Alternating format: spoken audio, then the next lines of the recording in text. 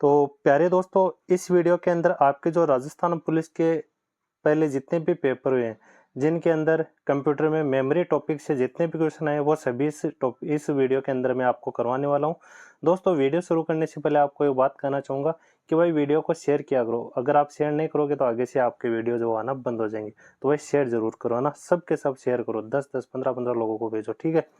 तो अपना जो पहला क्वेश्चन रहता है कि जो पावर ऑफ होने के बाद डेटा को स्टोर या रखता है उसे क्या कहा जाता है।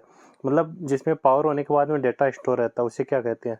ऑप्शंस है volatile storage, non volatile storage, sequence storage या फिर डायरेक्ट स्टोरेज। तो इसका राइट आंसर होगा ऑप्शन नंबर बी, क्या non volatile storage. Question number 2 है, 1 मिली सेकेंड है। ऑप्शन है 1 सेकेंड, 1 सेकेंड का 10वां भाग, 1 सेकेंड का 1000वां भाग, 1 सेकेंड का 10,000वां भाग। तो इसका राइट आंसर होगा ऑप्शन नंबर सी, 1 मिली सेकेंड वो 1 सेकेंड का 1000वां भाग है। क्वेश्चन नंबर 3, क्वेश्चन नंबर 3 क्या है, मेमोरी और स्टोरेज का अंतर यह है कि मेमोरी होती है और स्टोरेज होती है, मतलब अस्थायी और स्थायी की बताना आपको। तो इसका राइट आंसर होगा ऑप्शन नंबर ए। जो मेमोरी होती है ना, वो तो होती है अस्थायी, और जो स्टोरेज होती है वो क्या होती है, स्थायी। तो इसका राइट आंसर हो जाएगा ऑप्शन नंबर ए, ठीक है। क्वेश्चन नंबर 4 है, क्वेश्चन नंबर 4 क्या है कि निम्नलिखित में से स्टोरेज मीडिया के रूप में सीडी रोम के क्या लाभ हैं। ऑप्शन ए, सीडी रोम बड़ी मात्रा में डेटा और इंफॉर्मेशन को संग्रहित करने का एक सस्ता तरीका है। ऑप्शन बी है, सीडी रोम डेटा और इंफॉर्मेशन को मैग्नेटिक डिस्क से अधिक तेजी से प्राप्त करता है। ऑप्शन सी है, सीडी रोम मैग्नेटिक मीडिया की तुलना में कम त्रुटियां होती है। ऑप्शन डी है, दिए गए सभी। तो इसका राइट आंसर होगा ऑप्शन नंबर ए, सीडी रोम बड़ी मात्रा में डेटा और इंफॉर्मेशन को संग्रहित करने का एक सस्ता तरीका, ये इसका यहाँ पर लाभ रहता है, किसका, सीडी रोम का। क्वेश्चन नंबर 5 है, एक साथ एकीकृत फ्लिप फ्लॉप के सेट को क्या कहा जाता है। ऑप्शन काउंटर, एडर, रजिस्टर या इनमें से कोई नहीं। तो इसका राइट आंसर होगा ऑप्शन नंबर सी, एक साथ एकीकृत फ्लिप फ्लॉप के सेट को रजिस्टर कहा जाता है। क्वेश्चन नंबर 6 है, बाइनरी लैंग्वेज में वर्णमाला के हर एक अक्षर, प्रत्येक संख्या और प्रत्येक विशेष वर्ण किसकी अद्वितीय संयोजन से बनता है। ऑप्शंस है 8 बाइट्स, 8 किलोबाइट्स, 8 वर्ण या 8 बिट्स। तो इसका जो राइट आंसर होगा वो उसका option number D, 8 bits. Question number 7 है, एक योटाबाइट बराबर होता है। ऑप्शन है 1024 dp, 1024 EB, 1024 ZB या ऑप्शन डी 1024 PB। तो इसका राइट आंसर होगा ऑप्शन नंबर ए, 1024 TB है वो 1 योटाबाइट के बराबर होता है। क्वेश्चन नंबर 8 है, निम्नलिखित में से कौन सा प्राथमिक स्टोरेज डिवाइस के रूप में उपयोग होता है। ऑप्शन है magnetic drum, hard disk, floppy या रैम। तो इसका राइट आंसर होगा ऑप्शन नंबर डी, जो रैम है वो प्राथमिक स्टोरेज डिवाइस के रूप में प्रयोग किया जाता है। क्वेश्चन नंबर 9 है, एक नॉन इरेजेबल डिस्क को डिजिटाइज की गई ऑडियो जानकारी को संग्रहित करती है, वह क्या कहलाती है। ऑप्शन CD रोम, CD RW, फ्लैश ड्राइव या DVD RW। तो क्वेश्चन नंबर 9 का राइट आंसर हो जाएगा ऑप्शन नंबर ए, CD रोम इसे कहा जाता है, जो आपके नॉन वोलेटाइल डिस्क को डिजिटाइज की गई ऑडियो की जानकारी को संग्रहित करता है। क्वेश्चन नंबर 10 है, निम्नलिखित में से कौन सा स्टोरेज एक सिस्टम है जहां एक robotic arm computer operating system की मांग के अनुसार ऑफलाइन मास स्टोरेज मीडिया को कनेक्ट या डिस्कनेक्ट करेगा। ऑप्शन है मैग्नेटिक, सेकेंडरी, वर्चुअल या टर्सरी। तो इसका राइट आंसर होगा option number D, tertiary memory. Question number 11 है, अस्थायी रूप से डेटा संग्रहित करने के लिए उपयोग किया जाने वाला संग्रहण क्षेत्र है। ऑप्शन है रैम, बफर, एम्यूलेटर या एड्रेस। तो इसका राइट आंसर होगा ऑप्शन नंबर बी, बफर वो अस्थायी रूप से डेटा को संग्रहित करने के लिए उपयोग में लिया जाने वाला संग्रहण क्षेत्र है। क्वेश्चन नंबर 12 है, मैग्नेटिक डिस्क की संग्रहण क्षमता किस पर निर्भर करती है। तो ऑप्शन ए, ट्रैक्स पर inch of surface. Option B है बिट्स पर inch of tracks. Option C है disk pack in disk surface या ऑप्शन डी है दिए गए सभी। तो इसका राइट आंसर होगा ऑप्शन नंबर डी, दिए गए सभी। क्वेश्चन नंबर 13 है। क्वेश्चन नंबर 13 क्या है कि रीड ओनली मेमोरी यानी कि रोम की कौन सी विशेषता इसे उपयोगी बनाती है? ऑप्शन ए, रोम में जानकारी आसानी से अपडेट की जा सकती है। ऑप्शन बी है, रोम में डेटा गैर अस्थिर है अर्थात यह विद्युत शक्ति के बिना भी रहता है। ऑप्शन सी है, रोम बहुत बड़ी मात्रा में सस्ता डेटा भंडारण प्रदान करता है। ऑप्शन डी है, कंप्यूटर के विभिन्न ब्रांडों के बीच रोम चिप्स आसानी से बदल जाता है। तो क्वेश्चन नंबर 13 का आंसर होगा ऑप्शन नंबर बी, रोम में डेटा गैर स्थिर यानी कि एकदम से स्थिर रहता है, यह विद्युत शक्ति के बिना भी रह सकता है। यानी कि लाइट या फिर विद्युत यहाँ पर ऑफ हो जाने के बाद में ना जो आपका डेटा वो रोम के अंदर एकदम से सुरक्षित रहता है। क्वेश्चन नंबर 14 है, कंप्यूटर में दो मौलिक प्रकार की मेमोरी कौन सी है? Option primary and major, primary and secondary. Option C है माइनर एंड मेजर, या ऑप्शन डी है मे एंड वर्चुअल। तो इसका राइट आंसर होगा ऑप्शन नंबर ए, जो आपका ऑप्शन नंबर ए है ना, एक मिनट थोड़ा सा दिखा देता हूँ ना, प्राइमरी एंड मेजर। कंप्यूटर में दो प्रकार की मौलिक मेमोरी होती है, कौन सी? एक तो प्राइमरी और एक मेजर, तो इसका आपको ध्यान रखना है।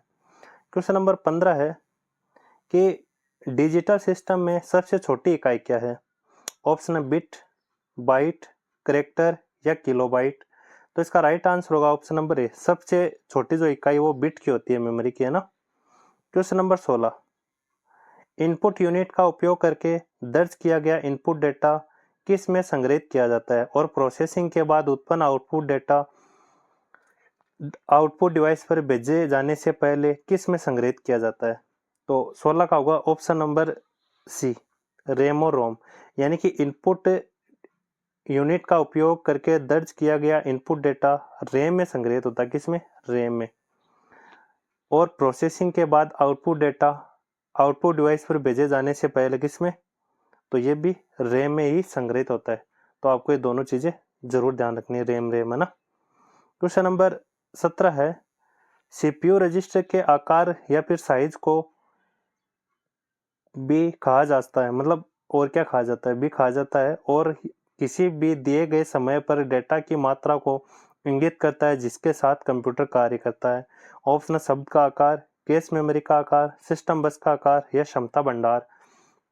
राइट आंसर होगा ऑप्शन नंबर ए, शब्द का आकार। यानी कि सीपीयू रजिस्टर के आकार को शब्द का आकार, वर्ड साइज भी कहा जाता है ना। तो ये चीज आपको जरूर ध्यान रखनी है। क्वेश्चन नंबर 18, क्वेश्चन नंबर 18 क्या है कि निम्नलिखित में से वह कौन सी मेमोरी है जिसे डेटा प्रोसेसिंग के समय डेटा और संकेतों को संग्रहित करने के लिए सीपीयू द्वारा प्रयोग किया जाता है? ऑप्शन सहायक मेमोरी, प्राथमिक मेमोरी, द्वितीयक मेमोरी या तृतीयक मेमोरी। तो इसका राइट आंसर होगा ऑप्शन नंबर बी, प्राथमिक मेमोरी में डेटा प्रोसेसिंग वो किया जाता है। क्वेश्चन नंबर 19, निम्नलिखित में से कौन से कथन सत्य हैं? पहला कथन है, सेकेंडरी मेमोरी में संग्रहित डेटा और निर्देशों को प्राथमिक मेमोरी की तुलना में एक्सेस करने में अधिक समय लगता है।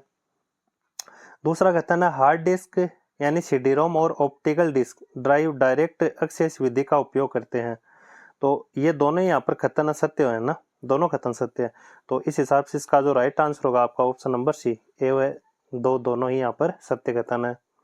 क्वेश्चन नंबर 20, निम्नलिखित में से कौन सी कैश मेमोरी की मान्य श्रेणी नहीं है? ऑप्शन है L1 case, L2 case, L3 case या फिर L4 केस। तो इसका राइट आंसर होगा option number D, L4 case वो कैश मेमोरी की मान्य श्रेणी नहीं है। क्वेश्चन नंबर 21, निम्नलिखित में से किस मेमोरी को अपनी सामग्री हटाने के लिए पराबैंगनी प्रकाश की आवश्यकता होती है?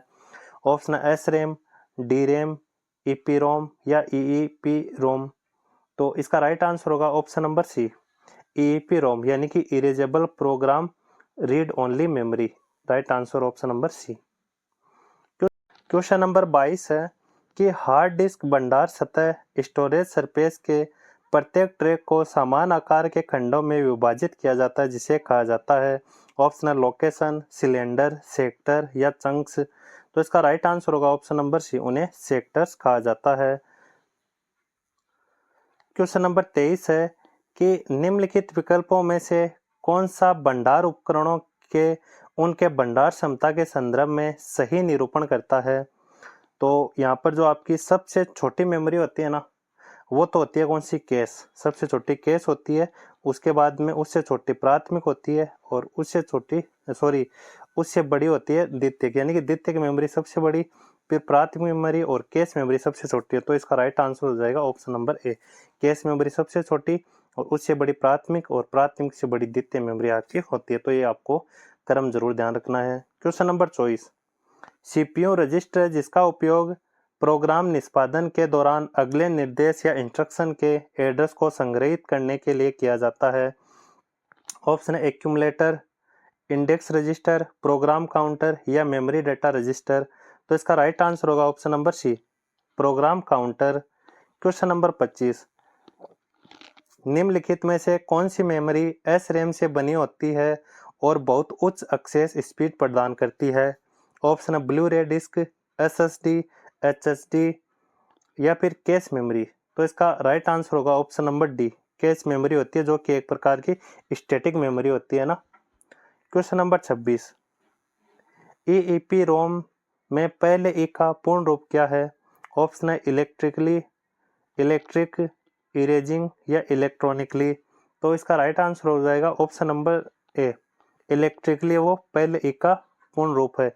Electrically erasable programmable read only memory इसका पूर्ण रूप होता है ना। क्वेश्चन नंबर 27, मेमोरी मापन की निम्नलिखित इकाइयों को व्यवस्थित करें बड़े आकार से छोटे आकार के क्रम में, मतलब बड़े से आपको छोटा बताना है। तो यहाँ पर जो सबसे बड़ा कौन सा रहता है इसके अंदर, तो सबसे बड़ा रहता है आपका योटाबाइट। तो एक नंबर पे आ रहेगा योटाबाइट आएगा, है ना। और उसके बाद में रहता है आपका जेटाबाइट, और उसके बाद में आपका रहता है गीगाबाइट, जीबी, है ना, 3 नंबर पर। और उसके बाद में किलोबाइट आपका सबसे छोटा रहेगा। तो होगा आपका DCBA, ऑप्शन नंबर ए इसका राइट आंसर हो जाएगा। क्वेश्चन नंबर 28, निम्नलिखित में से कौन सी मेमोरी का डेटा मिटाया जा सकता है। ऑप्शन है ईपी रोम और ईईपी रोम। तो यहाँ पर दोनों ऑप्शन है ना। तो 28 के अंदर जो ये दोनों है ना, यहाँ पर इसकी तो फुल फॉर्म रहती है इरेजेबल प्रोग्रामेबल रोम, है ना। तो ये भी हटाया जा सकता है और ये भी हटाया जा सकता है। इसका रहता है electrically erasable programmable read only memory. तो दोनों का डेटा हटाया जा सकता है ना।